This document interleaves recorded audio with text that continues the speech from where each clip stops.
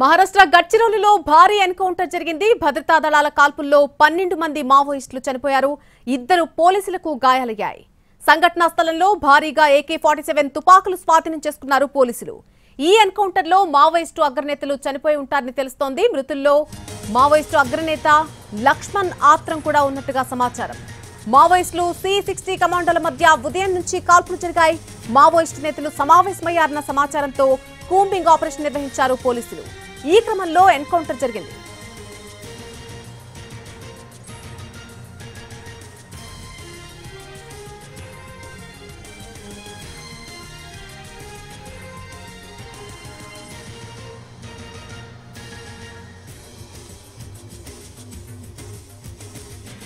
మహారాష్ట్ర గడ్చిరోలిలో భారీ ఎన్కౌంటర్ జరిగింది. భద్రతా దళాల కాల్పుల్లో 12 మంది మావోయిస్టులు మృతి చెందారు.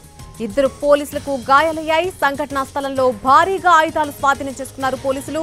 3 AK-47 తుపాకులు, 7 ఆటోమేటిక్ వెపన్స్ ను కూడా అక్కడ స్వాధీనం చేసుకున్నట్టుగా తెలుస్తోంది. ఈ ఎన్కౌంటర్ లో మావోయిస్టు అగ్రనేతలు చనిపోయి ఉంటారని చెప్తున్నారు.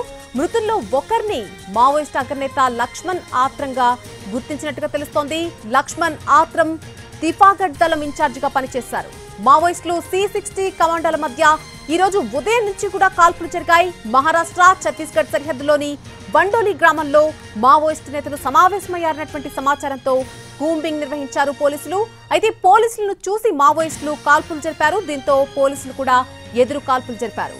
బండోలి ప్రాంతంలో 12 నుంచి 15 మంది దాకా మావోయిస్టులు ఉన్నట్టుగా తెలుస్తోంది. దాదాపు 6 గంటల పాటు ఈ కాల్పులు జరిగాయి.